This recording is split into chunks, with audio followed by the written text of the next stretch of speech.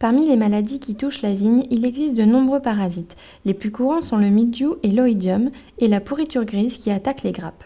Mais ces dernières années, celle qui fait le plus parler d'elle, c'est la flavescence dorée. Suite à la crise de 2013, de nombreux vignerons ont été dans l'obligation de traiter leurs vignes. La Fredon, Fédération régionale de défense contre les organismes nuisibles, nous explique comment cette maladie est abordée. Les traitements vis-à-vis de cette maladie sont gérés déjà par un arrêté ministériel qui définit normalement la lutte en tout lieu et en tout temps contre cette maladie.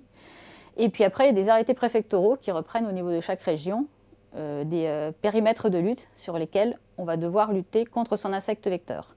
Parce que la flavescence dorée, c'est un phytoplasme, ça s'appelle. En fait, c'est une petite bactérie qui n'a pas de paroi, qui vit donc dans le cep de vigne lorsqu'ils sont malades et qui va être transmis par un insecte, la cicadelle de la flavescence dorée. Et l'un ne va pas sans l'autre. C'est-à-dire que si on a un pied malade mais qu'on n'a pas de cicadelle, la maladie ne va pas se développer. Si on a des cicadelles mais qu'on n'a pas de flavescence, il n'y aura pas de flavescence non plus dans le vignoble. Donc il faut vraiment avoir les deux. Et on ne peut pas lutter directement contre la flavescence, mais on lutte contre l'insecte vecteur. Les premiers cas de flavescence dorée datent de 2004. Des pieds isolés avaient été infectés sur la côte chalonnaise. En 2011 et 2012, le phénomène a pris de l'ampleur et des parcelles de vignes ont dû entièrement être arrachées. En effet, lorsque le pourcentage de pieds touchés dans une parcelle dépasse 20%, le viticulteur est dans l'obligation d'arracher toute sa parcelle. Suite à cette infection, des zones de traitement sont délimitées par un arrêté préfectoral.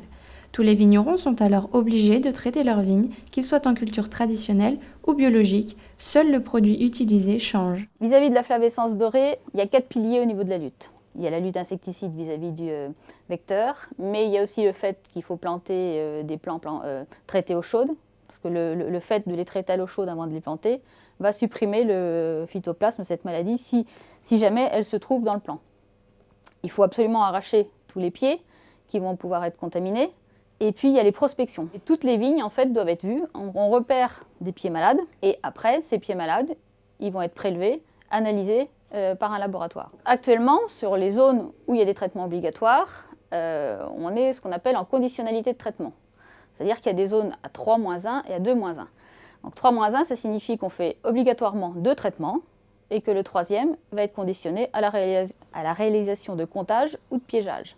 Et le 2-1, c'est la même chose, sauf qu'on fait un traitement obligatoire et que le deuxième est soumis donc à des comptages. Souvent critiquée, l'utilisation de produits phytosanitaires dans la vigne est pourtant un moyen efficace de lutter contre les maladies du vignoble. Une pratique toujours d'actualité, mais qui évolue et qui tend vers une lutte plus raisonnée pour ne traiter que lorsque c'est nécessaire. Tous les produits qui étaient très très toxiques, parce qu'il y a des classements au niveau des produits phytosanitaires, il y a des produits qu'on appelle T, donc toxiques, et même à l'époque des T+.